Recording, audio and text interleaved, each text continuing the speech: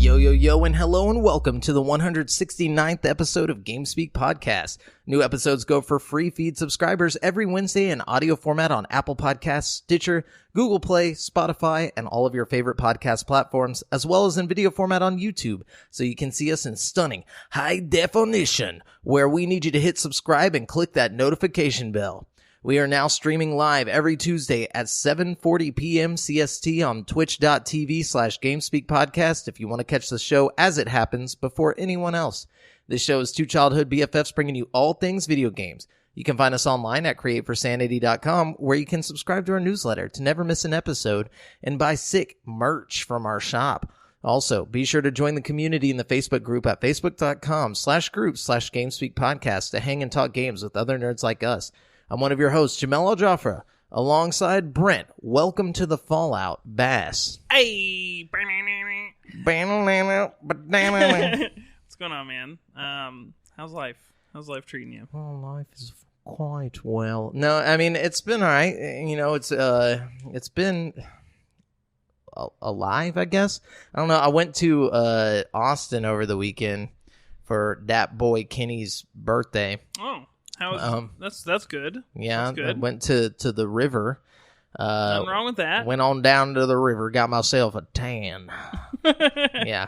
Did you have a good time? Yeah, it was nice. It was nice because the river was limited in occupancy. Like we had to reserve spaces. So it wasn't super packed. Yeah, it wasn't out of the this world packed like it normally is. So it was kind of nice to just float down a river.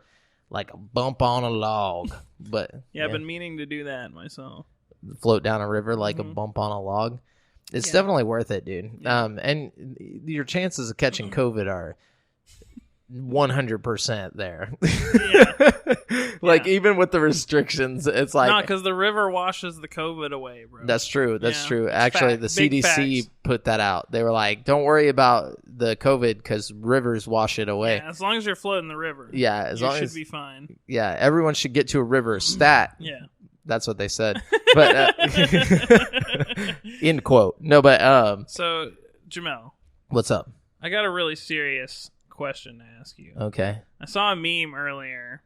All right. And it got me thinking. Okay. I like that. And I need to know your honest opinion so I know how to judge you. Okay, yeah, judge me. Because I know you like both of these movies. Okay. Which one do you like better?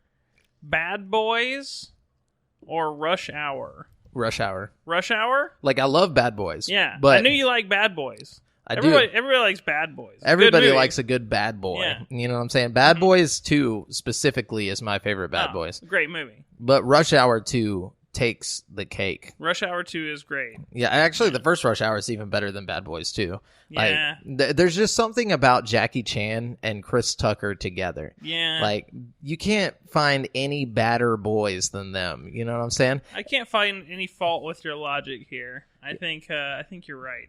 And there's something so wholesome about them together. Like, something about Bad Boys is it's not a family-oriented film. It's bad. It's bad. Bad boys. Yeah, Bad Boys. Yeah. But, like, whenever you watch Jackie Chan and Chris Tucker together, even though there's, like, some pretty racist things happening during it, sure. and there's, like, a lot of drugs and violence and stuff like that. Like, in the first one, he's like, rush out. He's like, no problem, just rush out, and like shoots that dude straight in the dome. Like, as a kid, that's pretty intense. But Jackie Chan and Chris Tucker come along to let you know everything's fine. They make you feel good. They're like the dad, the comedic like, relief. Yeah, they're like, wouldn't it be awesome? No offense to our dads that exist, but I'm talking about, like, wouldn't it be cool to just have two dads? Your normal dad and then also Jackie Chan. Like, he's just like your other dad. Oh, I thought you were going to say Chris Tucker for some reason. I was like, I don't really know. I don't want if Chris Tucker as my dad. Yeah. I want Jackie Chan as my dad, though. Like, can you imagine? Even though I feel like he would make me work really hard. Mm-hmm. It'd be worth it, though. Yeah. It'd be like a Mr. Miyagi type lifestyle, and you'd be better for it at the end of the day. Agreed. And that's how I feel about this. And also, it's just so quotable. Like the Rush Hour movies. Like the choreography for the action scenes is excellent. All Jackie on all of that. I feel like the comedy hits pretty hard on both movies. You know what I mean? I still think about the gefilte fish thing. I think about that sometimes. Yeah. Good movies. Anyway, sorry, I just had to know your opinion. Had to get What's it out your there to the opinion world. on that? You know, I think I'm going to go with Rush Hour also. You know, just the kung fu scenes. Yeah. And shit, I think push it over the edge for me. Because Martin Lawrence is great. Don't get me wrong. Yeah. And that was him at like his peak, you know? Yeah. And Will Smith. And, I mean, you well, can't. Will Smith wasn't at his peak. I feel like Will Smith is always at his peak. It never ends. Yeah, Will Smith is just perpetually. Yeah, perpetually peaking. Yeah, like he's always going to peak. But Martin Lawrence was at the top of his game as well at that point. You know, he's coming off a Blue Streak. Oh, yeah. I love Blue Streak. Good movie. And then what was the one where he like goes back in time? Like, do you remember? Oh, man. What is that called?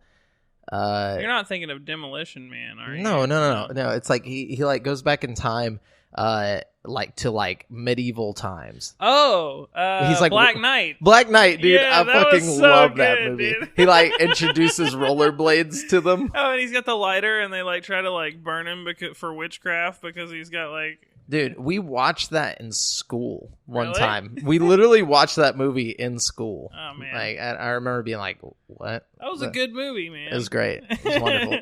Anyways, Dude, did you hear that Ari Aster is making a new movie? yeah, but he said it's going to be a 4-hour horror comedy. Okay. What does that mean? I think it's going to end up being scary as fuck, honestly. Not if it's a comedy. I don't know, man. I think it's going to be like, hey, haha. You know, everybody's going to die. So he just makes like an actually terrifying scary movie, like not like like the Wayans brothers, like scary movie. You know what I'm talking about? Scary movie 1, scary movie 2. You know, I mean, look, this is kind of what I'm expecting. Is like, then what's that movie where the film like records the kills or was Sinister? Yeah, or VHS. No, definitely Sinister. Sinister. That's what I'm thinking of. Because the Sinister had like comedy bits in it too. No, it didn't. Yeah, it did. There's like the little cop at the beginning of Sinister that was like talking to him. Or no, I'm not thinking it. You're not thinking of Sinister. What's that movie that's like Sinister? Oh well. Yeah, I have no idea what you're talking about. I think it was Sinister. Sinister is a straight up horror film. Sinister's the one where the like writer dad moves into the house and like the whole town is like giving him shit because he's like wrote a book that's like, and he's like researching it. Or is it The Conjuring? I don't know. They're all the same movie. They're all the same movie. One of them had like funny parts though, because there was like a sheriff that was really funny and he was like cracking jokes through the whole movie. I think I know what you're talking about. You know what I'm talking about? Yeah, was yeah. that Sinister? I think so. No, it might have been Insidious. Maybe it was Insidious. I always get those mixed up. I don't know. Sinsidious. Yeah, but I get what you're saying. You know like what I mean. there's comedic relief, but I don't think that's what he means. He says it's going to be a horror comedy. No, I mean like maybe he's going to take it to the next level. Like, you know, like okay, look at Zombieland for example. You know, that was definitely a straight up comedy movie. Yeah, not but a it horror. had action. You know, okay, it's like the crossing of genres was well done. Yeah, but how can it be funny and scary? I think you're just gonna have to be like pulled between the two. And just never, like get all of one thing. That's like, gonna suck. Okay, like a monster's gonna pop out, and he's gonna do a like, bit, and then like leave. for the first moment, whenever he pops out, it's gonna be horrifying. But then you're gonna realize he's got like googly eyes and like a little hat with a propeller and shit. You know what I mean? And then I don't slowly realize it'll that. be like, oh, that's funny. That's not a, I don't know. Maybe that's not what's gonna happen. See, there's just no way that could work. But we'll see. And also 4 hours. Then you want me to watch the fucking Lord of the Rings director's cut? Like, what is happening here? I don't need this shit in my life. I'll look into it. But I do like Ari Aster, so I trust him. Yeah. I trust him implicitly. So I've been watching more Lost. Did you finish it yet? Not yet. Season 3 is right around the bend. How many seasons are there? 6. Oh boy! But there's like 20-something episodes in each season, You so gotta it pick takes up forever. the pace, bro. I can't, dude. I don't binge. I watch like 2 episodes a day, maybe. So like, could be next year when I'm done. But like, it's a good show, and I'm almost positive I am right. I'm almost positive this is definitely purgatory. Polar bears. Purgatory. They're on the North Pole. in purgatory, because there was a part just last night on one of the episodes where like the guy that they found out in the woods who claimed he came there from like he was on a balloon with his wife or whatever. Well, they find out he was lying and all this stuff, and he's like, and John Locke is like talking to him, and he's like, God dang, and he says something like that, and he's like, you think God knows we're here? He's like, he can't see us just like the rest of the world or whatever. And I'm like, that's fucking obvious. Why is this so obvious? Why are they in purgatory? Maybe that's what the show wants you to think. That's what, and they're building a church right now. Maybe the show some of the guys are building a church, and maybe it's intentional misdirection. You know, what I mean? hope so. I hope it is, and I'm not just like being like completely spoon fed the obvious twist that's about to happen at the end of the show. I hope so too. Well, you still got 3 seasons, so that's true. You know, if I had it found out by the first season, then the show is trash. But anyways, also. So Josh Pantoja, friend of the show, writer into the show all the time. He actually is trying to help me get some of my retro games that I've been on a hunt for. And he has offered me, he's like, you can have all of my retro games if you beat my ass in a fighting game, of your choosing or of his choosing? What are the parameters? So here? we each came up with 2 options, and we have to decide between the 4 options. I think we have to pull 2 games from and fight. And okay, what are the options? It's like King of Fighters 3 is one that he chose. Oh no, he's good at that, I bet. I know. I was like, that's such a specific game. You're not just gonna pull King of Fighters 3 out of your ass unless you're like really good at it. Okay. Yeah, and I've never played the game. Right, what are the other options here? I do think Josh is setting me up for failure here. That's a trap right there. And the other one is, let's see, he said Bloody Roar Extreme for the original Xbox. Okay. Or Bloody Roar for the N64. Or maybe he meant the WrestleMania on NES. But WrestleMania. So he That'll says be fun. He owns Super Smash Bros. Wii U and Brawl. And then Tekken 6, Street Fighter X Tekken, Blazer Blue, Marvel vs. Capcom 3, Persona 4, Pokken Tournament. So Persona 4? I think it's like the fighting version of the game. There's like a fighter. There's like a Persona fighting game. Oh, cool. I don't remember what it's called. But I said I want to do Super Smash Bros. Ultimate. Yeah. That's my pick. That makes sense. But either way, guys, we are going to stream this live when it goes down to see whose ass gets the beating. Oh, shit. I plan on clapping some major cheeks when we go in, dude. So, like, just so you know, Josh, it's coming. And if you guys listening want to say which fight or which game we should duke it out in, let us know. It looks like somebody just popped up in the chat, so whoever's listening, let me know which fighting game me and Josh should duke it out in. Anyways, Brent, tell me about your week. Tell me what you've been up to. Oh man, not much. Just hanging like some nuts, man. Not really doing anything. Sorry, Brent. Hold on. Good evening, buggered _ No, just wanted to say hi to you in the chat. Anyways, go ahead, Brent. Continue. There's nothing to continue on. Oh, so you haven't done anything? No, I've literally done nothing. That's what I like to hear, dude. Yeah. That sounds like a fun week. It was a great week. A stress-less weekend? Yeah. Good, man. Pretty I'm glad to hear that. Well, then I guess we can jump into the video game news. That's what people want to hear about, is like games and stuff. Fucking nerds. No, but I'm just so you know, we're using articles from gaming news sites from around the web. We don't claim any of the articles as our own. We're just bringing them all here in one place, giving it to you so hard every week. We're going to start with this one from Haley Williams over at GameSpot. Says, there have long been rumors of another version of the Xbox Series X, codenamed Project Lockhart, and more evidence of its continued development has just been unearthed. As picked up by IGN, a Twitter user posted a screenshot of a reference to quote, Xbox Lockhart, end quote, in the Windows OS in response to an article claiming the rumored console is purely legendary. In past interviews, Microsoft spokespeople have refused to comment on rumors of a second Xbox Series X console, though speculation has been rife since the Series X was still known as Project Scarlet.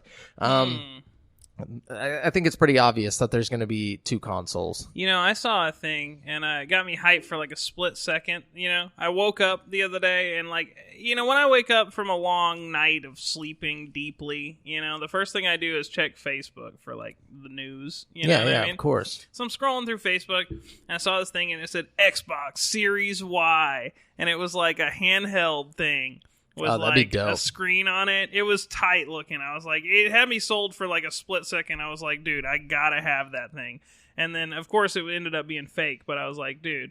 If the Series Y was a real thing, like, you know, Sony would be trying to bust out a Vita 2, like, as quick as possible. Oh, dude, yeah. Especially if the Series Y did well, you know? I think the trick to making a Series Y do well would be, like, hooking it up to Wi-Fi and having it, like, use xCloud or something. You know I mean? Like, definitely. If you just streamed everything through xCloud, no, you know, fucking big hard drive or anything on it, it just plays as much as you want, whenever you want, wherever you want, you know? But it wouldn't be able to handle, like, I mean, except for through xCloud, it wouldn't be able to handle Xbox Series X games. You know what I'm saying? Exactly. That's the problem. Exactly. That is the problem. That's why I think handhelds are kind of on the way out, you know, other than Nintendo, because they're always on the outside just doing their own thing. But anyways, so yeah, I guess I think Lockhart's real. I mean, obviously it was in there. It was like in the code. I definitely think it's real, but the question is like, what is it? Is it going to be like a Xbox,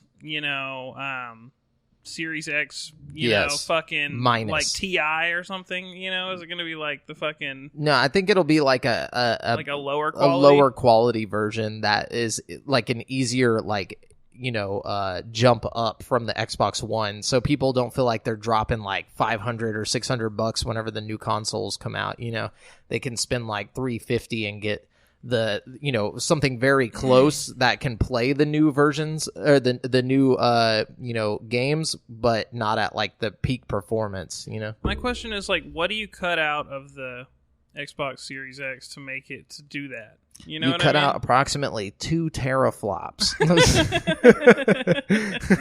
Something like that, I guess. Yeah, but like, you know, I think these games are all going to be like fine tuned. Maybe you make one that's like the same power as the PlayStation.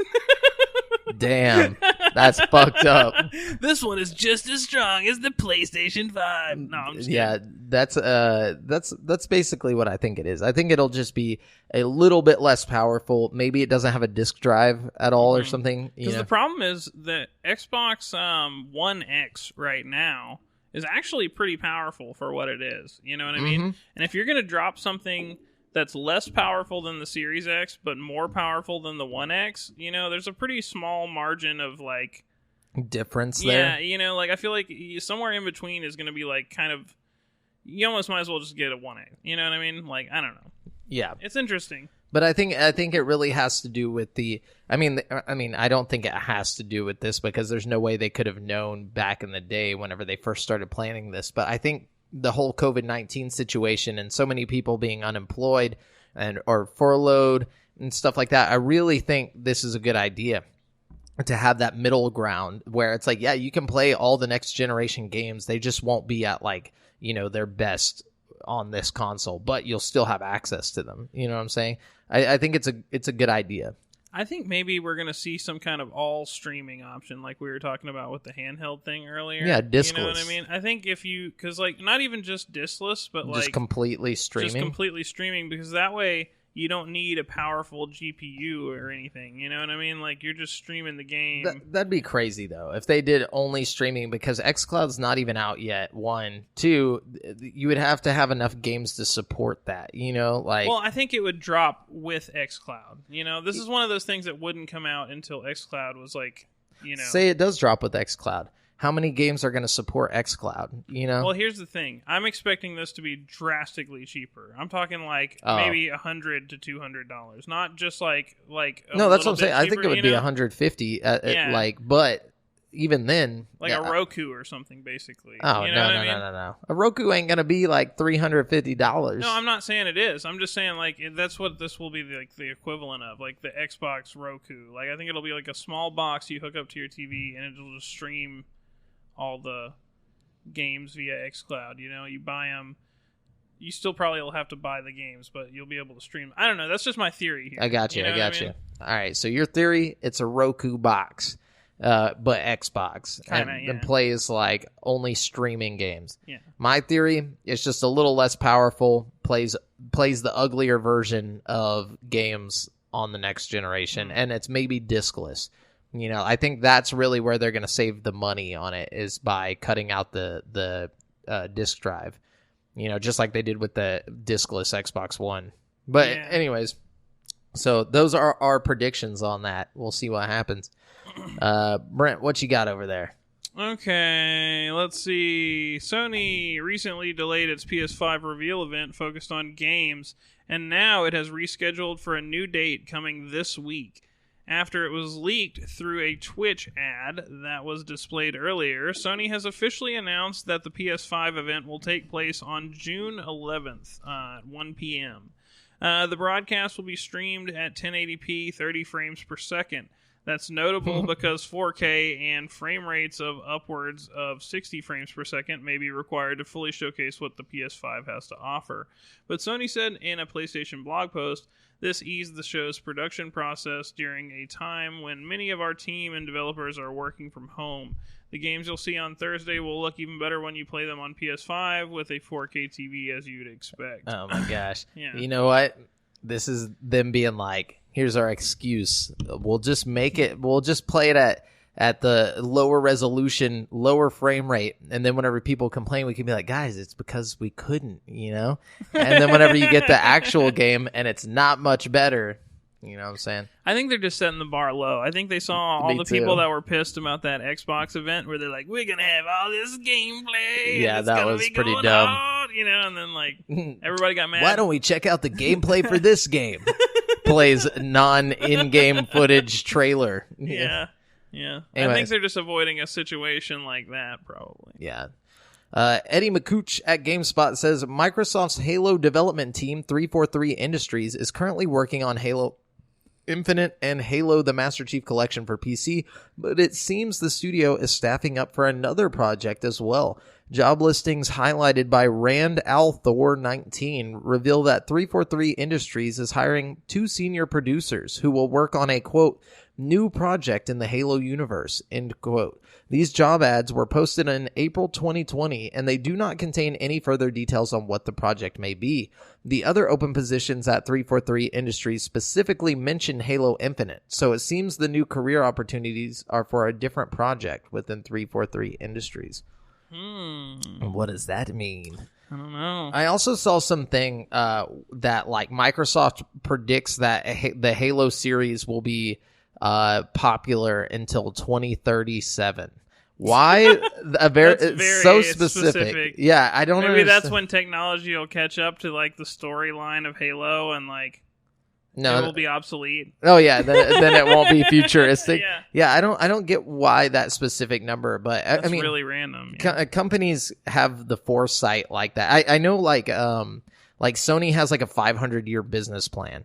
So does like every big company like that. They've got like ridiculous like 500-year business plans, you know, like that they are trying to stick to and like follow. So I imagine even for like these, you know, developer companies and stuff like that, they have business plans that project, you know, like 50 years ahead, you know. That's pretty crazy, man. I don't know. I feel like I don't want to be that guy who like figures all that out, you know. I want to know what's on that 500-year business plan. What does Sony think we'll have in 500 years? Like, I don't know. I feel like after the first 100 years, it's like I would just be writing crazy shit in the business plan just to fuck with people like 200 years from now, you know what I mean? In 2094, we're going to have the first like rocket-propelled video game console.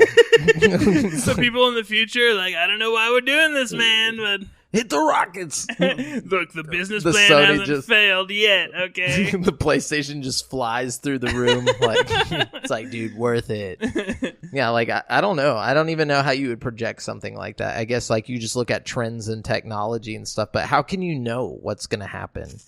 Even in, like, 20 years, how can you know what's going to happen with technology? I don't know, man. I feel like that's one of those things that's like if you commit, I feel like if you commit to like a 37-year plan, you know what I mean? It's like, Yeah, you might as well just kill yourself now. You know what I'm saying? Yeah. It's Like, where's the room for flexibility? well, I'm sure also, they are flexible. I'm also curious about what this like little extra side project for Halo is. You know what I mean? Sorry, kind of getting off of that. Oh yeah, no, you know no, what I for mean? sure. Like, I want to know what it is as well. It makes me wonder if it has something to do with like the TV show, like maybe like a tie-in thing for the TV show. well, I feel like they've already done like Halo Wars, like so. I don't think it'll be another like tactics game. But You know Halo what I Wars, mean? Halo Wars wasn't at 343 though. That No. was a different team completely. So No, this but is still, 343. I feel like, what This would 343 do though? They're like the main studio. They work on the main games, like Infinite and Master Chief Collection and Halo 4. They work on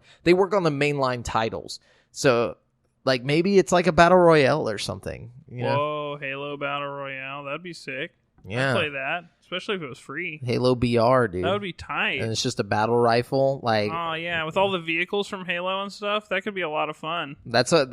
I guarantee you there's going to be a Halo battle royale, It's foolish that there's not already a Halo Battle Royale. right? You know what I Like mean? in Master Chief Collection or something. Like they could have just added that shit. I wish Xbox had its hands in the VR pot, because I guarantee you the first thing we'd see is like Halo VR. Oh, You know that'd be what I mean? badass. It would be so badass. Imagine like throwing a plasma grenade or something in VR. They have something with like the mixed reality where you can like see the warthog and shit like that. But that's I it. tried that. It wasn't that great. No, it's not at all. It just looks like N64 graphics. Yeah, no. Like right in front of you. It was very disappointing. I love polygons. No, but anyways, what you got? Okay, so for those of you out there playing Need for Speed Heat, there is the final update coming on June 9th, and it is significant because it's going to make it cross-play with all platforms. So Wow. You got buddies on PC, PS4, get ready, because it's going down. Yeah, all two of you playing Need for Speed. You can finally play together. I heard the new one's pretty good, actually, though, even though, it didn't get a lot of, rub. Oh, yeah. I hate when I don't get a lot of rub, dude. No, but, Eddie McCooch at GameSpot says one of the developers of The Last of Us Part 2 has left the Sony-owned Naughty Dog to join Microsoft's Obsidian. Jordan Denton, who was an associate sound designer on The Last of Us Part 2, is joining the Outer Worlds developer as an audio designer. Both Naughty Dog, Santa Monica, and Obsidian Irvine are based in Southern California. Quote, "I'm stoked to be a part of the studio and the audio team," Denton said. So cool. We're going to get, the music from The Last of Us is, iconic. Yeah. Like the little guitar strums, I wonder if, or not strum plucking, but I wonder if this is the guy that came up with that, or like if it's just sound design, like as in like they, like, the shooting and stuff like that. I wonder what this guy did specifically. I wonder what he's going to do. Yeah, he's work on that new Outer Worlds, bro. Dude, I feel like Outer Worlds had the jams too, though, already. Yeah, they don't need that dude. No, I'm just kidding. Yeah, that dude should be Fuck that guy. No, I'm just kidding. not working. No, I'm just kidding. No, but anyway, so what you got? What you got, Brent? All right, It's surprising how very little news there's been in the past couple weeks. Like, is it surprising though? no, I guess not. I feel like we're literally scraping the barrel right now. So sorry for everybody who's listening for the news specifically. There just isn't any. Like, I searched. I got some, but it's like DLC for a game that's about to go out. yeah, it's pretty just much. Okay, Sony Australia. Ooh, Yeah. good day, mate. Sony Europe. Excuse me. Oh, sorry. Hello, mate. Of No, wait. No, it'd be hello. Governor? Hello, love. Hello. There we go. Sony Europe, of which Sony Australia is a branch, has today faced charges from the Australian Competition and Consumer Commission, or ACCC, for misleading customers about their consumer rights. Okay. The Federal Court of Australia has hit Sony with a 3.5 million Australian dollar, or about 2.4 million US dollars, in penalty charges for making false and misleading representations on its website and in dealing with the Australian consumers, blah, blah, blah, blah.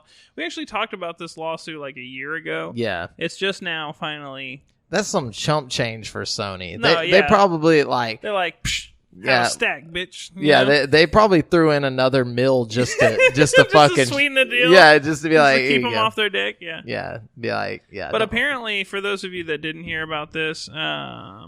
Sony wasn't given refunds whenever the Australian digital law purchases. was like, yeah. So. Yeah, they didn't have a refund policy for their digital purchases. Or their refund. Sony's refund policy didn't match the Australian government's regulations. Yeah, exactly. Something like that. Yeah. Yeah.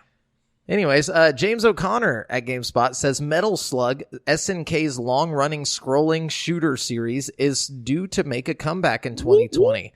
The Korean site Invin has said that SNK CEO John Se-hwan has announced that the series will release new games on console and mobile this year. The new console Metal Slug game will reportedly be a traditional action experience, much like past entries in the series. The mobile title, which is apparently 80% along in development, will be a card-type mobile game.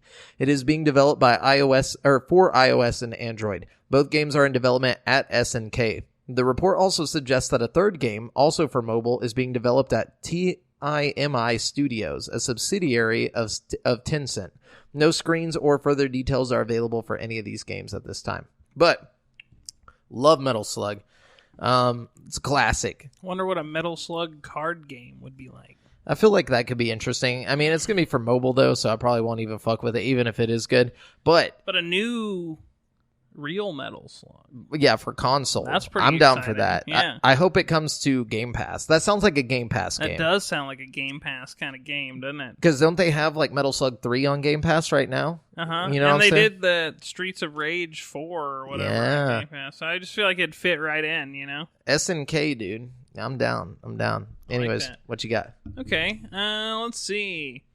Over the past few weeks, a number of posts from prominent Fortnite leakers have suggested that the upcoming Chapter 2 Season 3 will have players dive underwater to battle it out. Ooh. Now, the most compelling evidence yet has emerged, further suggesting what's to come following the upcoming Doomsday event. Get your swimsuit and flippers ready because it looks like the game will be heading underwater, at least a little. A Twitter user recently noted that the PlayStation Store had mistakenly changed Fortnite's icon on the storefront ahead of time, and it depicts to a lobster. To a lobster. Bring in the dancing lobsters. And it depicts the familiar bus slipping beneath the sea. It wouldn't be the first underwater foray in the game, as players were plunged beneath the surface as part of the recent Travis Scott event. Yeah. So I think that could be really interesting, actually. You know, I feel like Fortnite's getting stale. They're probably losing players. I'm sure they don't want to admit it. You know what I mean? Yeah, of course. But I'm sure Call of Duty has taken a substantial chunk of the player base. You know what I mean? Yeah. And I think this could be the way to make it exciting again. You know? Imagine just swimming around like sharks and shit everywhere. That could be fun, man. You know, swimming through the ruins of shit and like sunken ships. I don't know. Yeah. Everybody's wearing scuba suits with harpoon guns. I don't know. I hear your, your enthusiasm. I just don't feel it. You know what I'm saying? Like, I just think it's dumb. You know, like underwater. Like what the fuck are you gonna do in a battle royale game underwater? Well, hopefully it gets rid of the building. That's my thought. You know, yeah, you can't build underwater. You can't be building. Subnautica though. You know? Yeah, good point. Yeah, they'd be building. Could be really dumb. All right, fair enough. You got me there. Just build a submarine around yourself in like 2 seconds. Like, I don't know. It could be cool though. I don't want to hate before I see it. Yeah. You know, I'm just not a huge Fortnite fan myself. Anyways, Eddie Makuchek GameSpot says, it was recently reported that Microsoft delayed an Xbox reveal event scheduled for June and pushed it out to August. However, this is not entirely accurate. Xbox marketing boss Aaron Greenberg confirmed on Twitter that, quote, we have not pushed back anything, end quote. Now, Microsoft's plan remains to hold its next Xbox 2020 digital show in July. This event will focus on Microsoft's first-party games for Xbox Series X, including Halo Infinite. Yeah, apparently, like, a lot of people were putting it out on, like, news sites saying that they pushed back an event they were going to have this month, but they never had an event scheduled. So, well, F. Yeah, that's lies. But 2020, man, I'm ready for that digital event. Dude, yeah, July is going to be lit. My birthday next month, the Xbox digital event. I finally get to see Halo Infinite. Dude, you don't probably other cool stuff. I'm sure that won't be the only cool thing they've got up their sleeve. No, they're going to be showing, they said, a lot of their first-party titles. So, I bet there is a lot of them, you know? Well, I'm sure there's a lot, but I'm also sure we won't see a lot, even though they're saying we're going to. I mean, if we can base it off of this last one, we can't really take them at their word, you know? So, like, I feel like we'll see a tiny, like, teaser trailer for Halo Infinite. We'll probably get some titles announced and not, like, any footage of the game itself. You know what I'm saying? I feel like we'll see, like, Fable, you know, like, as, like, a return to Fable or, like, a reboot or something from the Forza team or whatever. And then that's about it. I feel like we're going to get, like, two big things, and then we'll see some dumb shit. Speaking of Fable, did you hear that they're redoing Kingdom of Almar Reckoning? Amular? Or Amular, whatever. Did you play that? No, I didn't. It's a fucking dope game, dude. Like, it's a lot like Fable mixed with, like, I don't know, Skyrim or something. Oh, okay. It's really cool. It's really, really good game. I like that. It's one of those games that, like, nobody ever really heard about. I don't know. It's definitely worth looking into when the remaster comes out. Yeah, I'm definitely want to check it out. I remember a lot of people talking about it, but it's medieval, or not medieval, but, like, you know, fantasy, high fantasy, and I'm just not a high fantasy guy. I just can't get into it. I don't even like Skyrim. You know, like, there's something wrong with me. Yeah. Yeah, I've been thinking about seeing a therapist, actually. Yeah, you might. It might be a good idea. I want to get that looked at. My first therapist, like, when I told him that, he just, like, fucking kicked me out. Yeah, he's like, there's no helping you. Yeah. Anyways, what you got over there? You finish out the news. I'm out of news. All right, I'm gonna lay this fat news on you right here. Oh God. The controversial Taiwanese horror game Devotion, which was unceremoniously removed from Steam for seemingly mocking Chinese President Xi Jinping, is making... I don't know how to say it. His name is Pooh Bear. Yeah, okay, Pooh Bear. Is making a comeback with a physical PC release, excuse me. Wow. Unfortunately, developer Red Candle Games has not clarified whether whether the re-release will hit the West or not. The game is available for pre-order from June 8th to the 15th. It's unclear if the listing will be removed once the date lapses. There are two versions of Devotion available to purchase, one retailing for 1,200 yuan, approximately $40 US, the other retailing for 980 yuan, about 80 yuan. 80 yuan, about $33 US. Pre-ordering it nets you a bunch of goodies and stuff. You know, that's pretty cool. So those of you that really want to play Devotion, maybe there's a chance, get out there, figure it out. I think you could do it. No, I definitely want to try that game for sure. Just because I want to stick it to China. I'll buy like 100 of those games. I'll go broke for those games, dude. I like that. Anyways, what you got? Okay. Let's see. Okay, Microsoft is making it pretty soon to where when you buy like a console or something, like the games that would come with the console have to be redeemed like through the store. Like when you boot up the console, it just like automatically puts your games on your account. So like there's no way you can sell your codes or anything anymore. That's stupid. It is stupid. But I guess it's their way of like policing the way people are slinging their little codes around and stuff. Why though? I mean, like it should be up to you to sell that. Probably keeps people from giving away like the 1 month a free Xbox Live or whatever. I don't know. Wouldn't you want people to have a 1 month free so they could like try it out or something? I guess not, because they're cracking down. That's the dumbest thing I've ever heard. Anyways, what else you got? Okay. They're doing a mini Sega Game Gear. Sega Game Gear Micro. Wow. It's going to be sweet. It's going to come in 4 different colors, and each color will have a different set of 4 games on it. So this actually doesn't sound sweet. I looked this up. Okay, the screen is 1 inch. Okay, yeah, the games look whack. The screen is 1 inch. But I had a Sega Game Gear when I was a kid, so like, yeah, I get the nostalgia, but like, it's not even. Although it's a micro. Part of the nostalgia of the Game Gear was how huge it was. So yeah, kind of like, and the color, the fact it had color, it was like beautiful. But this is it's a Game Gear Micro. I don't even remember a Game Gear Micro. Was that a thing? No, never. Okay, so this is just a collector's thing they're putting out. Mm-hmm. All right, okay. Anyways, what else you got? Okay. Both the upcoming Xbox Series X and PlayStation 5 will be powered by the next generation of AMD's graphics processing architecture, RDNA 2. Okay. But before both consoles launch during the holiday season, AMD might be launching its new graphics cards to PC gamers. In a recent Bank of America Global Technology Conference webcast, AMD CFO Devinder Kumar confirmed that the company plans to launch its new range of RDNA 2 GPUs and Ryzen 3 CPUs in late 2020, but that the GPUs would launch before they appear in Microsoft and Sony's new consoles. Although no specific window was mentioned, an autumn release to coincide with NVIDIA's suspected launch of its Ampere-powered RTX 3000 cards is suspected.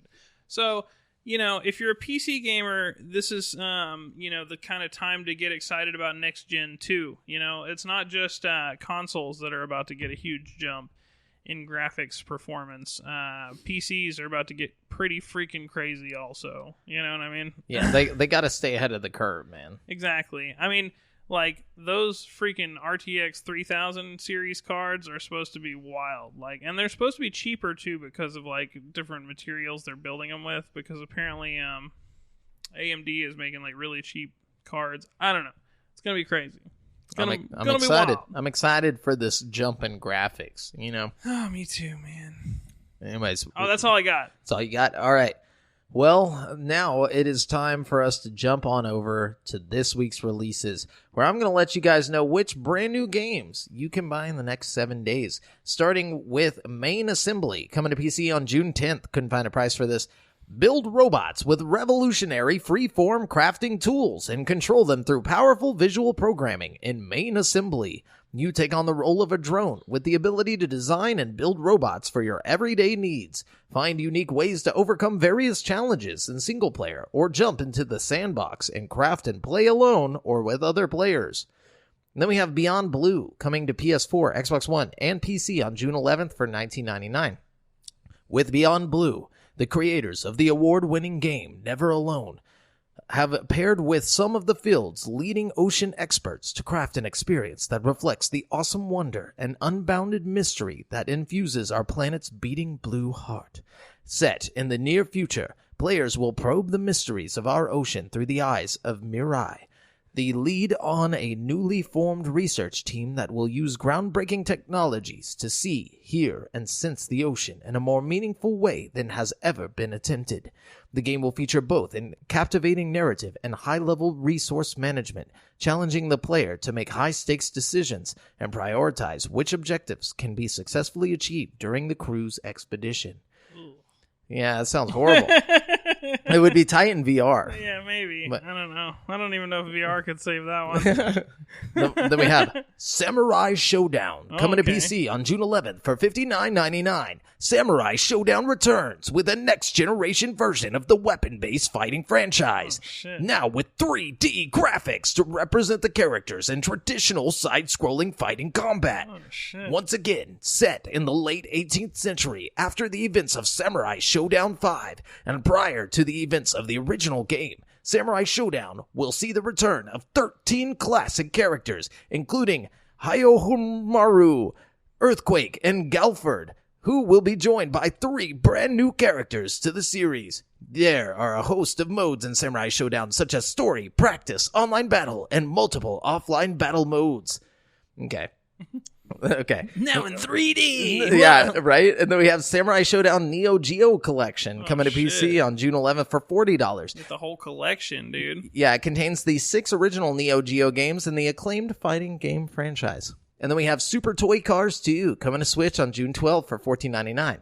In the fast-paced arcade racing action of Super Toy Cars 2, you will race cool toy cars, alone or with friends. More than likely alone, though, you sad loser. Across crazy tabletop tracks made of everyday objects that take on a new dimension. Okay. And then we have Warborn coming to PC, Switch, PS4, Xbox One, June 12th for $29.99. Warborn is a turn-based strategy game in which players take command of a mecha strike force and deploy them in intense tactical battles as war grips the solar system. And then we have Desperados 3 coming to PC, PS4, Xbox One, June 16th for $49.99. Desperados 3 is a story-driven hardcore tactical stealth game set in a ruthless Wild West scenario. On his epic journey through 1870s USA and Mexico, John Cooper will have to take responsibility for his mistakes that have been made in the past. On this quest for redemption, Cooper joins forces with the runaway bride, Kate O'Hara, shady Arthur Doc McCoy, the giant trapper Hector, and a mysterious lady from New Orleans. They make their way from the mountains of Colorado to the heart of Louisiana, then finally to New Mexico, right back into Cooper's past. Okay. One of them procedurally generated isometric dungeon games. Probably. No. And then we have Disintegration coming to PS4, Xbox One, PC, when did that come out? Oh, June 16th for $49.99. Pilot, a heavily armed grab cycle in Disintegration, a sci-fi first-person shooter unlike any other. Command your troops on the ground as you battle through a thrilling single-player campaign and compete in frenetic PvP multiplayer against other pilots and their crews. Cool. And then, finally, we have Hard Space Shipbreaker coming to PC on June 16th. Couldn't find a price.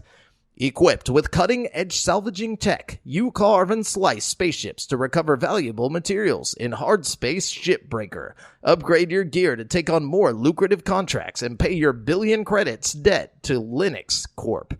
Carve entry points, salvage valuable materials and components with your cutting tool, or slice scrap metal at any angle into a million pieces as you ponder a lonely existence. The possibilities are endless. Be cautious. Dying is extremely unprofitable. Okay. God. Wow.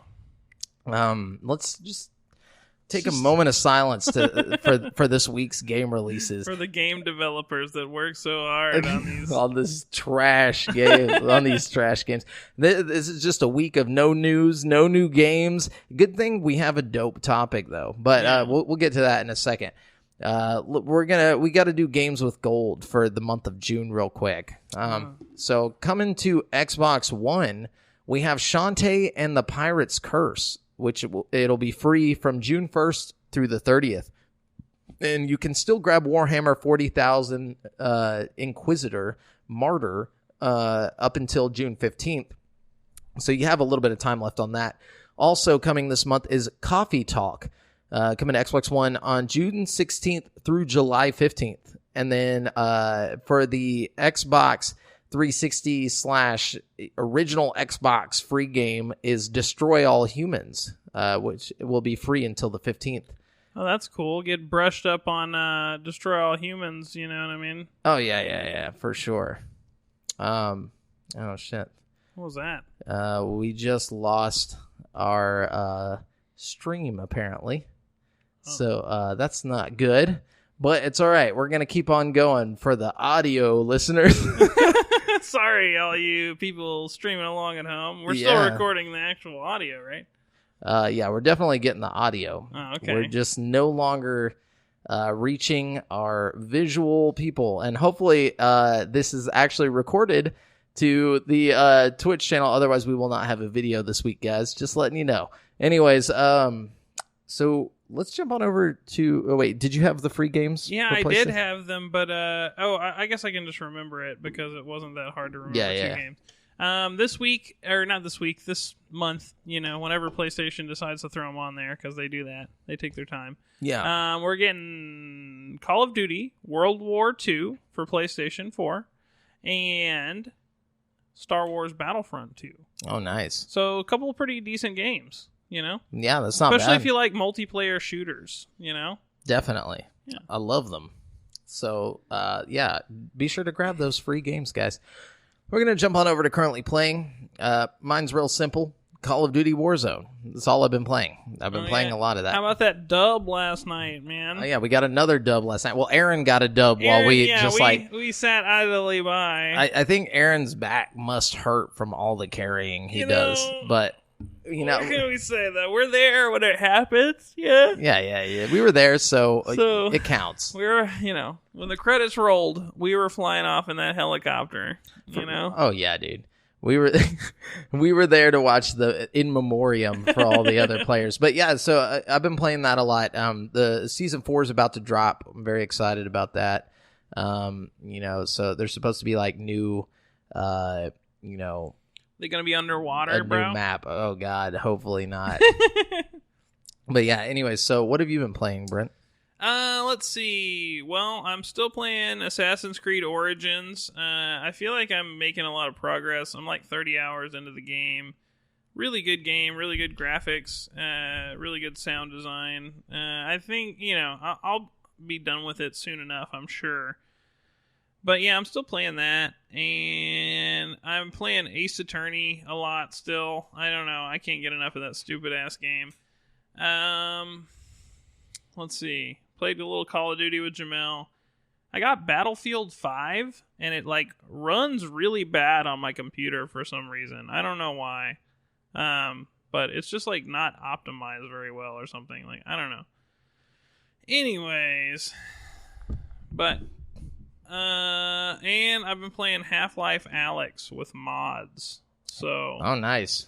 Yeah, it's pretty cool. There's this one guy who did basically all the mods for Half-Life Alyx right now. Either change the weapon model for the gun in your hand in the game, or add a crowbar to the beginning of the levels in the game, or it's just a whole new level altogether.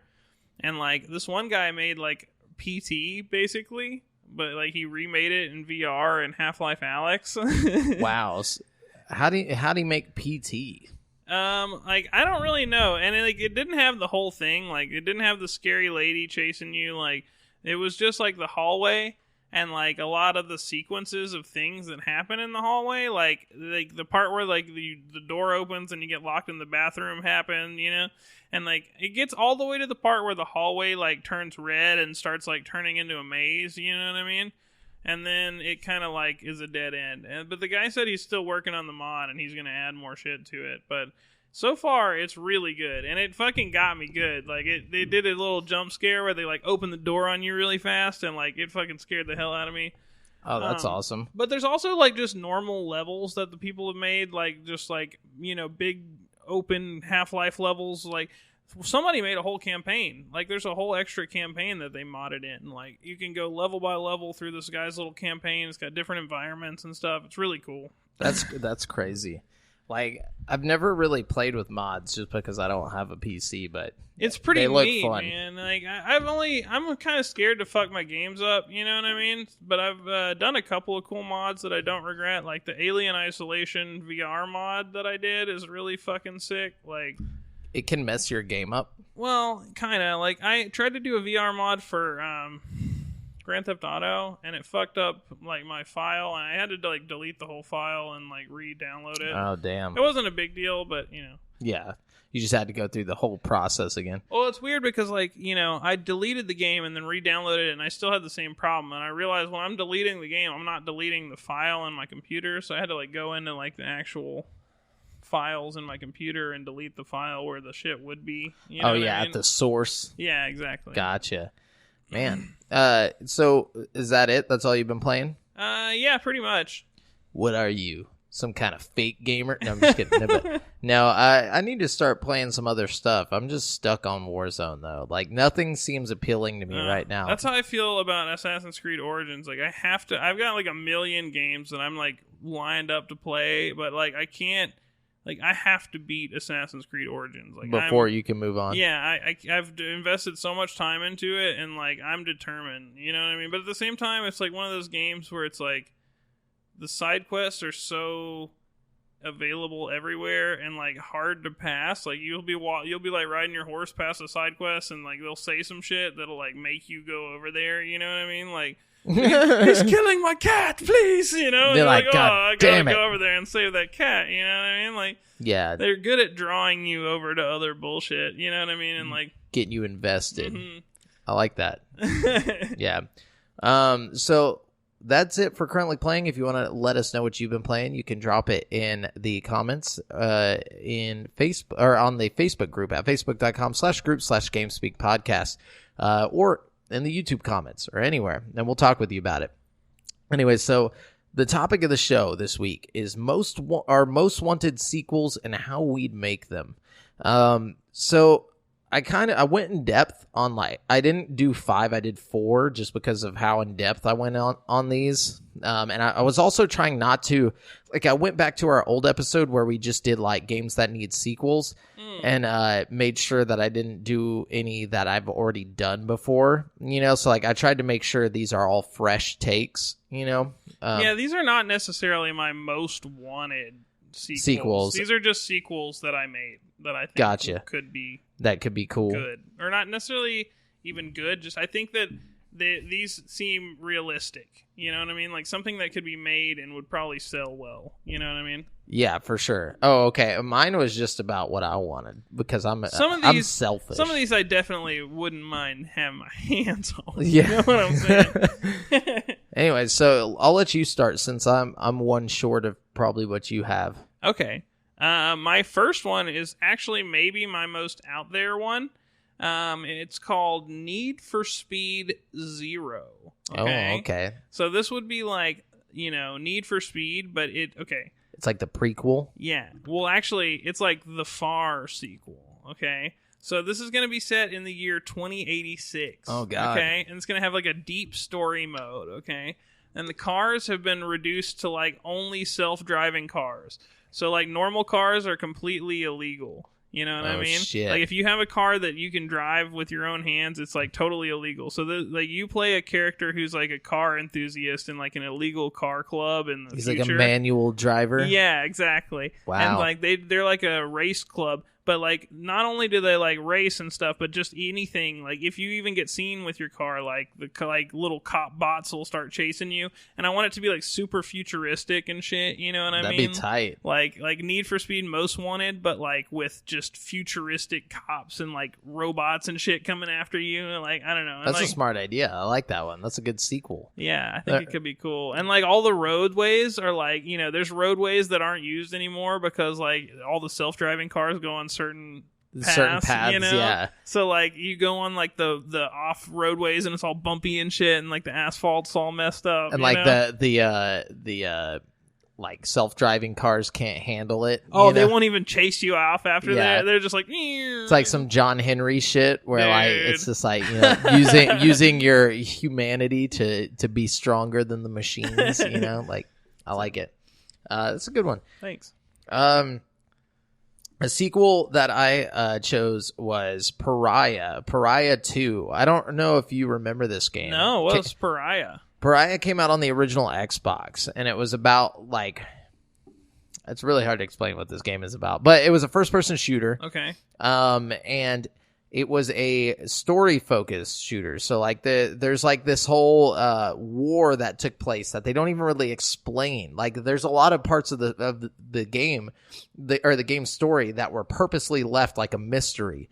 You know, so, like, you play as this guy, Jack Mason, and he's basically transporting a prisoner for this like group called the Alliance, which, you know, are technically supposed to be like the good guys, you know, like, but there was like a war between humanity and these people called the Shroud, and the Shroud is never explained, like, are they terrorists or what? But basically the planet has been left kind of ravaged in like this almost Mad Max world type situation. And you go in and you're taking this chick. She's like frozen, like cryogenically frozen.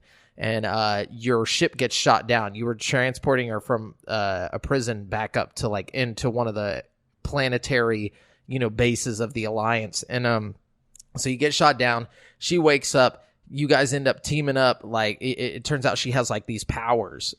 She has a virus, you know, so like that's why she was frozen, and the virus gives her powers, and you end up getting the same virus from her whenever she gets shot and her blood comes on you and all this stuff. And at the end of the game, like, I'm spoiling this game for everybody, but at the end of the game, your character actually is working for the Shroud. Like, who you are playing as ends up you know, betraying her and handing her over to the Shroud rather than the Alliance. But you end up regretting it after the Shroud is like, or basically you see your character being like, when you promised that you would resurrect my daughter, like, they're like, yeah, we have a way to resurrect her, but not until you finish more. We need you to do more. And so like, he's like, so they set up a sequel basically. And no, because he realizes like, oh, they're not actually going to give me my daughter back, you know? So he ends up going to try and free her after she had been taken, but by the time you go to free her, she's like all, you know, bolted up and like has like blood draining from her, and they have her on all these systems and stuff, and she's like, you can't, you know, she's like, I trusted you or whatever, and then he's like, I'm sorry, you know, I came back, I'm gonna free you, you know, they can't stop us. And she's like, you're crazy. She's like, you have to end this, you know, you have to end this for me or whatever, like basically saying like, kill me. But your character ends up shooting himself in the head, and then like she does like her like psychokinesis explosion and just destroys everything, including you and her. Damn, that sounds sad as hell. It is sad as hell, but I want a sequel it's more of like a prequel. Like so I want Pariah. I was about to say, how do you follow that up? Like, no, because it would have to be a prequel. But so it says this could be a prequel. Let's see how Jack Mason ended up working for the Shroud and how his daughter was killed. It would give us more insight into who the Shroud are and how the original battle between them and the human race took place. Basically, I want more info on the interesting world that they purposely left mysterious. So that game was a first-person shooter? Yeah. I'm going to have to look that up. That sounds tight. Yeah, it was cool, and it had a level creator mode in it, kind of like the original Far Cry games, where like fun. You could build like Far Cry multiplayer 5 had a level creator mode in it that was kind of tight. It was like too intense though, like it was really hard. But see, like I want them to bring back the level creator mode, but add the ability to create like NPCs and dialogue, like the new Assassin's Creed game lets you. But anyways, so that's my Pariah 2. Anyways, so what do you got? Okay, so my number 4 is going to be Prince of Persia: The Forgotten Age. Okay. Oh, okay. So basically, all I want here is like Assassin's Creed Origins, but I want it with like a time slowing mechanic, like the Sand of Time thing, and I want to be able to run up walls and stuff, or like run on walls, like Prince of Persia style, because you can run up walls. In Assassin's Creed, of course. You know what I mean?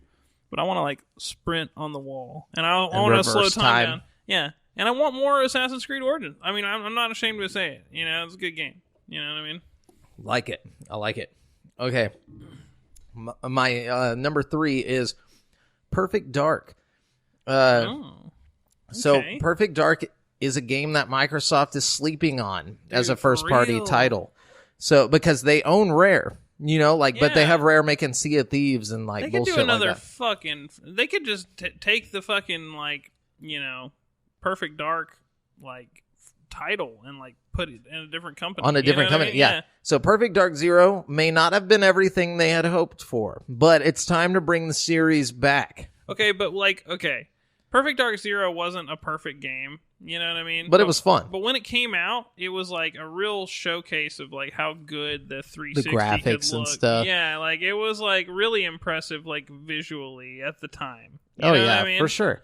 So it could fill the void of espionage first-person shooter games like the classic Bond titles that we don't get anymore. So give it a more Call of Duty feel to the controls, but put a lot of focus on the single-player campaign, having cool gadgets and toys that would make sense in like a modern day James Bond style game, dude. Yeah, That's what I need right there. So so for the story, pull a Metal Gear Solid 4 and make Joanna Dark a bit older and more experienced. Yeah. And maybe a bit like disgruntled with She's the way missing an eye. Yeah, she's just hardcore. Like a picture Sarah Connor from, Terminator 2. Fuck yeah, dude. She's wearing like a fucked up ass like tank top. Yeah, she's swole as shit, like just doing pull-ups and shit. Headband. But so she's disgruntled with everything, with the way it is. She's approached by a secret society that is working to overthrow all the corrupt corporations, including the Carrington Institute, which she works for. So they give her proof of like some insidious works that they've been doing in the dark. And so she makes it her mission to bring them all down and discovers a galaxy-wide conspiracy involving aliens. Oh, shit. Aliens up in here? Yeah, because, there's always been, like, aliens tied to it. The first game, like, there's, like, the Area 51 crash and all that shit that they're talking about. The first game is based in, like, 2023. But, like... Wow. Yeah, they were so close. They really were. No, but anyways. Well, I like that one. Let's see. Okay. All right. So number 3 is one that I think would be fun. Okay. I feel like the Guitar Hero rhythm game thing is starting to make a comeback with like Beat Saber. You know what I mean? Yeah. So I think now is the time for like the OG Guitar Hero people to drop Rap Hero. Okay. I like that. So this is like Guitar Hero, except you have to rap into a microphone and you got to get the words and the timing right. But it would also have like a freestyle mode where you could like rap over beats and it would save your freestyles and stuff.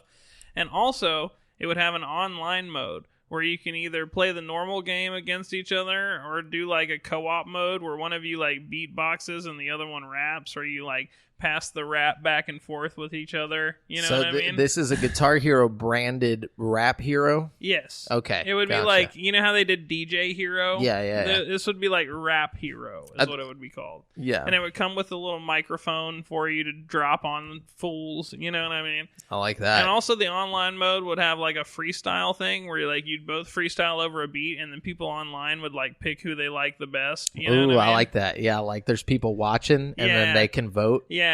Ooh, that's smart. And it would be fun. And I was wondering how you could make that work. You yeah. know? And you could do the same for local play, like have it where like everybody can hook their phone up to it and vote. At like a party? Yeah. So you have like a room full of like 30 people or something? That would be fun. They can all connect and vote. Oh, man. This is why we should be making games. Yeah, I like that. I like it. Number 2 for me is Donkey Kong Country 4. So bring the Kremlings back. I want a modern day sequel to the original Rare series. Let the original team use the old technology to make it, but bring all of the experience they've acquired over the years and push the limits of the platforming mechanics. So bring back like the original composer and drop like a classic Donkey Kong Country soundtrack with maybe some remixes of old themes as well. It would go great alongside the Donkey Kong Country Returns series as a more compact experience. Like, just like a little thing that maybe it's like $20, but it looks like the old games. Like it uses that old 3D technology that they were using on the Super Nintendo instead of like modern day stuff. So it'd be like a legit predecessor to yes. Okay, I like that, yeah. Legit successor. Add a co-op feature, like they have in Donkey Kong Country Returns, but like they couldn't do back in the day, but now they can, so just add that in there. Bring back all the rideable animal buddies like Rambi the Rhino and Winky the Frog. And the Swordfish guy. Ungard. You know all their names? Yeah, dude. Oh, God. Yeah. I know what my next trivia challenge is going to be about. Donkey Kong Country. Yeah, but anyways, so yeah, that's my idea for like the perfect Donkey Kong Country sequel. Because like Donkey Kong Country Returns is great. Don't get me wrong. Tropical Freeze, great.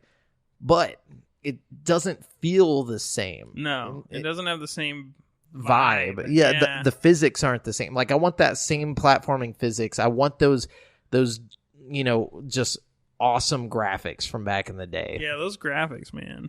Take me back to the day. Anyways.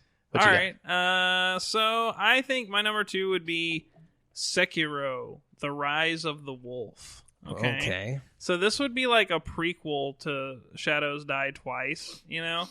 And I don't know, more or less, I just think you need more of the same with Sekiro. You know, you need tough bosses, you need hard fights. One of the things I found interesting about Sekiro versus like Dark Souls or like Star Wars is like there are a few key moments in the game where you have to make a decision, and your decision impacts how the rest of the game plays out from that moment on. You know what I mean? I think they should really double down on that feature if they did a sequel. You know what I mean? Have more choices that like lead to different boss fights. You know what I mean? Like, because really that's all it comes down to is like, if you make this choice, you're going to end up fighting different bosses. You know what I mean? Which I think is fun, especially in a game that's centered around just you getting to and fighting bosses. You know what I mean? Like... Yeah, like it just add like more of a narrative experience. Yeah, more of a branching narrative experience. Gotcha. You know what I mean? Yeah, I like that. Though I haven't played it, but I get what you're saying based on like the Star Wars Jedi Fallen Order. My number 1 here, my last one that I got for you guys is Sonic Adventure 3. So we never got a Sonic Adventure 3. We got That's a shame. terrible game called Sonic the Hedgehog on the Xbox 360. But anyway, so Sonic Adventure 3. You learn that Shadow is attempting to collect all of the Chaos Emeralds for a seemingly nefarious plot. You must play through the game on hero mode first to unlock the Dark campaign, otherwise it'll ruin the twist for you. But so you think Shadow is out to garner enough power to control the universe, and Dr. Robotnik teams up with the heroes to stop him. But it turns out that Shadow was only trying to get the emeralds to resurrect Maria, the fatally ill cousin of Dr. Robotnik, who was killed by a gun soldier while helping Shadow escape in Sonic Adventure 2. Dr. Robotnik just needed Sonic's help to get the emeralds first for his own evil plan. The final chapter is Sonic and Shadow going super to defeat a Super Robotnik, and Shadow somehow attempts to sacrifice himself to bring back Maria, but she ends up telling Shadow that she is where she belongs and he has more to do in the world. So he survives knowing he did all he could for her. Also, the Chow babies are back, bitch. But this time, the mini games are actually fun, and you can basically have Pokemon-style battles with other people via online matches. Well, I like that. And, you know, Sonic's never been hotter, I feel like. You know? Yeah, with the movie. Doing so well. You know what I mean? For sure. And like, I think if you title it Sonic Adventure 3 and you take it back to that 3D feel of the game, you know, none of this bullshit that came after. Put some ray tracing in there. Oh, God, ray tracing. 4K. It's just a real hedgehog. But, yeah, like, bring Shadow and, like, all the gang back. And, definitely. Yeah. Make sure Shadow's strapped. Oh, yeah, he's got to be strapped. Definitely. And he's got to be skating. And strapped. And strapped. Anyways. I like that. I'd play that. Yeah, and I just want the Chow babies back. That's like my favorite part of Sonic Adventure 2. It's like collecting, you know, all the stuff. I don't even remember that. You don't remember that? No. So it's like a whole part of the game, like a whole side part of the game where they're in this Chow garden. And like, so like you can like evolve them. So like they start out as eggs and then they hatch. And it's basically like almost like a Tamagotchi pet, but like in 3D. Well, that's fun. And then, so you can go in there and like hang out with them and like feed them. So like you bring them different fruits and stuff like that. And then they grow and they can either be like dark or hero or like, you know, like evil or whatever. But and there's like little mini games where like you make them do karate and stuff like that. It's just so weird, like running. That's kind of fun. Races and stuff. Anyways. Okay, so my number 1 would be Pokemon Snap 2. Okay, so in this one it would just be a lot like Pokemon Snap 1. Like you'd be in a cart going from point A to point B, except for like you'd play it standing in one place holding the switch, and you could like turn around. You know what I mean? And like the switch gyroscopic would be like, controls. Yeah, exactly. You use the gyroscopic controls. The switch would basically function like a camera, you know? So like every time you play through, you'd see something different pretty much, depending on how you were looking at a certain point in time. You know what I mean? That's awesome. It would be pretty cool. That'd be a fun game. What you got? What's your last one, or was that your last? That was the last one. Okay. Yeah. Well, that's our topic of the show, guys. That's our sequels and how we make them. Hope you guys enjoyed our creative titles here. If you guys have some games that you think need sequels and you have some ideas on what those sequels would be sure to drop them in the YouTube comments or in the Facebook group. So we got to jump on over to the People's Champ. And Brent, this week we have to give the People's Champ to Josh. I promised him that. He said he's been trying for a long time. What is his thing? Let's see. I don't think he asked on Facebook, but lay it on me. What do we got over there? It says, "What's your favorite controller to use for a fighting game?" I know man. It's as someone who's not the ultimate fighter in a fighting game, I would have to say the GameCube controller, for Super Smash Brothers. It's just a given, I think PS4 controller for me. I like how clicky the shoulder buttons are. I don't know. Yeah. Ugh. The analog sticks, dude, they suck. But either that or But see, it's a fighting game, so you don't even need the analog sticks. Yeah, you do. No, you don't. It depends on what fighting game. To walk. Nah. If I'm doing a side-scrolling fighting game, if I don't need to go, if I'm only going backwards and forwards and jumping up and down, then all I need is a D-pad. Okay, that's true. But if you are in a 3D fighter, such as Soul Calibur, okay. Well, then you definitely want the stick at that point. Want that GameCube controller. That's all I'm saying. But yeah, so that's our answers to that. Okay, good cue. Yeah, so now we're gonna go to our listener questions. Okay. Oh, here you go, Jamel. All right. We got Jason Domican here. He says his daughter Skylar actually asked. Hey, Skylar. She says, what are some of the names you had for your Chaos babies as kids in Sonic Adventure Battle 2? So I always called them Chow babies. Or Chow babies, I'm sorry. Is that what he put? Yeah, Chow. Sorry, I don't know why I said Chaos. Because they're Chaos Emeralds, and Chow babies. So, no, I get it. But, so, Skylar, I actually named mine. This is going to sound very narcissistic, but I always named them like JAMAL Jr. and stuff. Because like whenever I was a kid, like I always just named like in-game stuff like as if they were my own child. I was just like, and I would never actually name my own child in real life JAMAL Jr., but I felt like in-game they were just like, oh, it's JAMAL Jr. You know what I'm saying? Yeah. I was very strange. So you would never that. have a kid named JAMAL Jr.? No, who would do that? Then his full name would be JAMAL. So it would be JAMAL Zachariah Jamel. Well, you don't have to give him all the extra names. You can just call him Jamel. Yeah, I have to. It's tradition. Okay, fair enough. It's Jordanian tradition, so it'd be Jamel Zachariah Jamel Al Jaffer. Because it goes your name, your father's name, your grandfather's name. Oh, okay. Then so it's just like a stack of names. Okay, so it's in Jordanian culture, it would just be stupid if you just named your kid.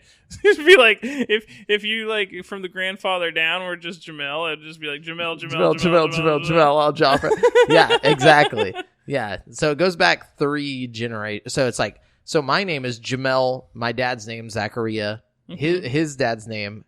So Jamel Zachariah. Jamel. So my grandpa's name was Jamel. Muffla, which I guess is my great grandpa's name. That'd suck to have that name. And then Al Jafra, the family name. So yeah. Ooh. But yeah. So yeah. All of my chow babies. Had different names. Like I remember, so like my main one was JAMAL Jr., but then there would be like, I just name them like after my cats and stuff, like in real life. Yeah. Like I had a cat named Salieri, so I had one named Sally, stuff like that. So I like that. Yeah. Okay. Good times. We got one here from Actual Jason. He says, Actual Jason, not his daughter. He says, if you could merge 2 games to make one amazing mix, what 2 games would you guys choose? I feel like we did a topic like this recently. But I think... Oh, we mix genres. Oh, yeah. Okay, mix 2 games. Oh, no, you're right. I think we did do this. But I've always had this in my brain that I would mix Pac-Man and Galaga together somehow, where like Palaga? No. So like you're going around the Pac-Man maze and you're being chased by a second player flying in the ship. And you got to try and collect all the things before they can catch you and cap you. Oh, that's kind of fun. Yeah, I think that'd be tight. Yeah, I can see that. Yeah, and like if you pick up like the big ball or whatever, it makes like the ship lose its weapons or something. I don't know. Man, I don't know. I'm having a hard time thinking of one. Maybe like Dragon Age and Fire Emblem or something mixed together. Dragon Emblem. Or Fire Dragon. Yeah. Ooh, Fire Dragon. I like that. Okay. Thanks, Jason. We got Aaron Jones here. He says, serious question.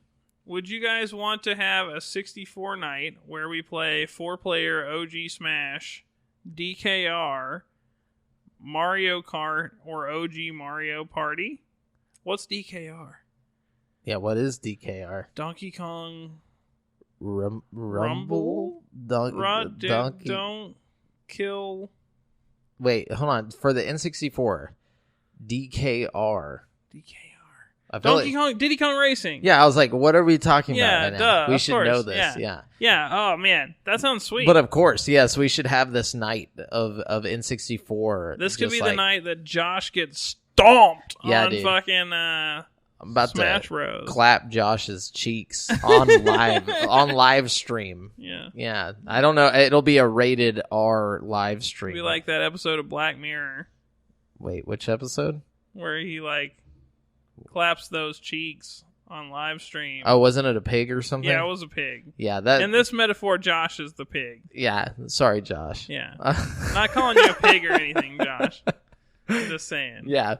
You're going to get them cheeks clapped. On live stream. Jamal, you better do good because I'm like over here hyping you. You got to be my hype man. You up. Yeah. But, I don't think Josh is ready for the cheek clapping that's coming his way. The heat. You know what I mean? For sure. Anyways. But yeah, we're down for that. For that. All right. We'll set that up.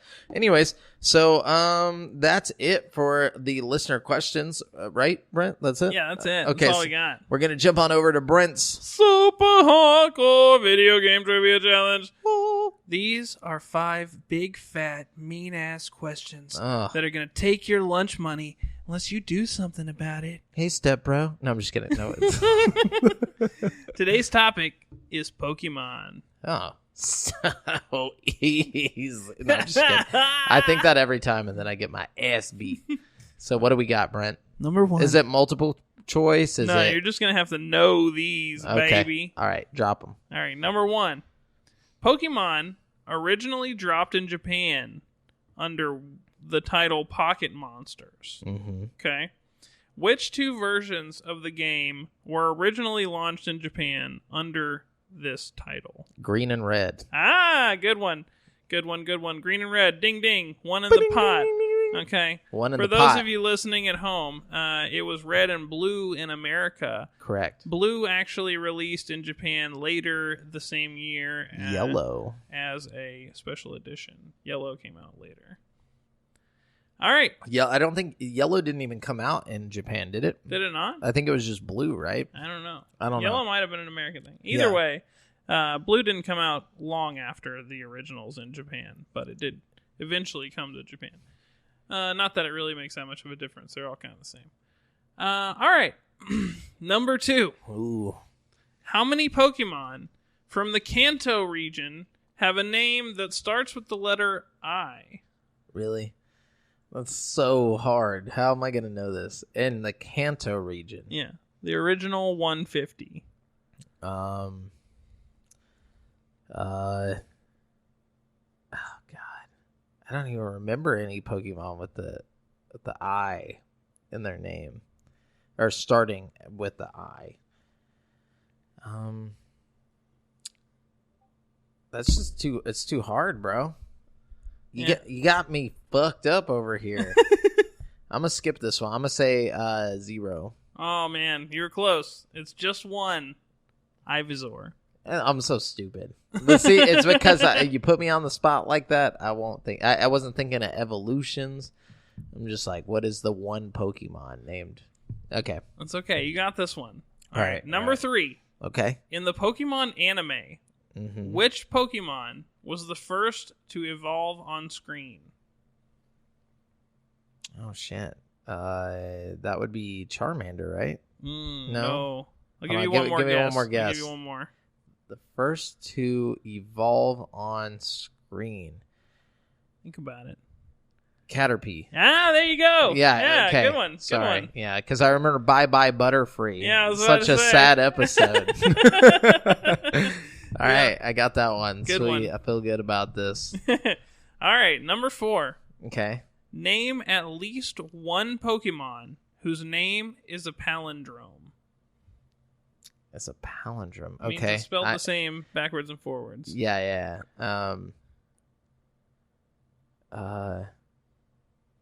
Shit. Is there more than one? There's 4, at least. Are they all the same Pokemon, just different evolutions? No. Although one has several evolutions. Oh. Oh, wait. No, that wouldn't be right. Would it? No. Yeah. No. Damn it. Is it one of the... It's one of the original 150, right? One of them is? One of them is. Oh, man. This is so hard. What could it be? What could it be? Okay. What could it be now? All right, I'll give you 2 clues. Okay, give me some clues. Yeah, because All I don't right. want to lose on this one. All right. One of them is a Gen 2 legendary. Gen 2 legendary. And the one from Gen 1 has many different evolutions. Oh, Eevee. Ah, there you go. Wow, that's dumb. I kept thinking of Ekans for some reason. I'm like, no, you're just thinking that because it's snake backwards. Yeah. I'm like, God damn. That's actually what inspired the question. It was the Ekans. You know what I mean? But then I was like, that's too... I couldn't think of a good question for it. And Arbok, which is Cobra backwards. And it's like, so no matter what, my brain just kept going back to that same one. Like, it wouldn't let me think outside of that. But yeah, so okay, Eevee. Yeah, so you got Eevee, you got Giraffig.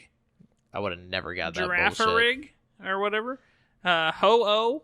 I'm sorry, what'd you just call me, dog? No, I'm just kidding. And Alamola. For the longest time, Alamola. when I was a kid, I called Ho-Oh, Ho-Ho.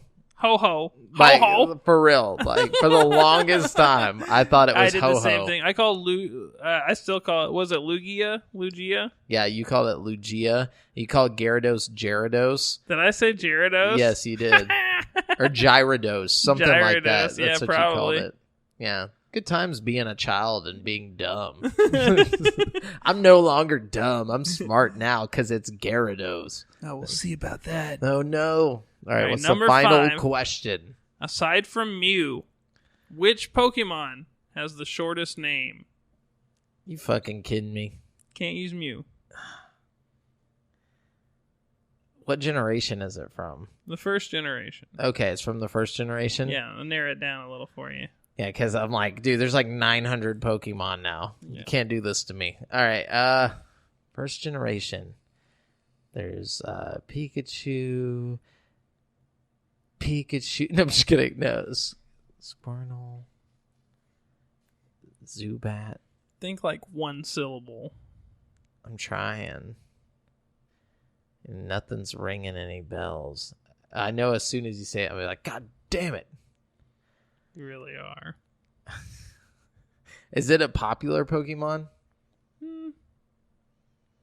Kind of. Not really. No. I mean, not. It's popular because it's one of the original 150. Yeah. I'm pretty sure Team Rocket used to fuck with this guy. Team Rocket did fuck with this guy? Maybe. Damn it. What could it possibly be? What in the hell could it be? I think I might just have to take the L on this one, dude, because this doesn't make for good radio. So, give me a clue. Give me a clue. All right, it's a poisonous Pokemon. Poisonous. That's as much as I can give you. It's a poisonous Pokemon. And it's from the OG Pokemon. Yeah. The only ones I can think of are like Grimer. Oh. What? Grimer. What about it? And Gasling? Oh my god. You're so close, bro. Coughing? No! Am I going the wrong way? Grimer! What is Grimer? Grimer! Evolve him in your mind. What does Grimer evolve into? I don't know. I don't remember. It's Muck, bro. Muck? M-U-K? Muck. Wow, I forgot about old Muck. I thought that I just like see them as the same. I don't even know what that evolution looks like in my head. It sucks. I wouldn't have got it though. So, but you know what? It's all right. It's all right to lose sometimes. You know. Not at all. Not at all. This Not sucks. This is garbage. Just kidding. You can't put me on the spot like this. Nah, I got. Okay, next week's is going to be about Donkey Kong Country, so I already know you're going to be killing it. Yeah, right. You're gonna find the most ridiculous shit that like I won't know. But. Donkey Kong's third cousin's name is. When Donkey Kong went to see his doctor, what was wrong with his left toe? It's like, I don't fucking know, Brent. Sorry, man. No, but these are good. I like this. It makes me go and look into this stuff more. You know, I get more knowledge every time. I feel like the listeners are probably screaming the whole time, like, it's muck. It's fucking muck. They're probably on Google. Yeah. So just for whoever's still here listening to this, sorry guys, it looks like we won't have a full video episode this week. It'll probably be up until the point the video just decided to fucking cut out, and then it'll be like a picture. Silence. Yeah, no, there'll be. I'll just put the audio over it or something. But yeah, nothing. Yeah, then the nothingness. The darkness will begin. Oh, I can't wait. Oh. Execute Order 66. No, but remember, guys, you've been listening to GameSpeak Podcast, courtesy of CreateForSanity.com. The show posts for free every Wednesday on all podcast directories. Be sure to submit any questions you want read on the show to GameSpeak Podcast Facebook group, which is facebook.com/group/GameSpeak Podcast. And check out our video content on YouTube at youtube.com/createforsanity. And if you want to stay up to date with your boys, you can find me on Twitter at the handle I'll drop for Jamel, and Brent at Brent has one. That's the number 1. And check out the GameSpeak Podcast Instagram. Until next time, listeners, later. Y'all come on back now, you hear?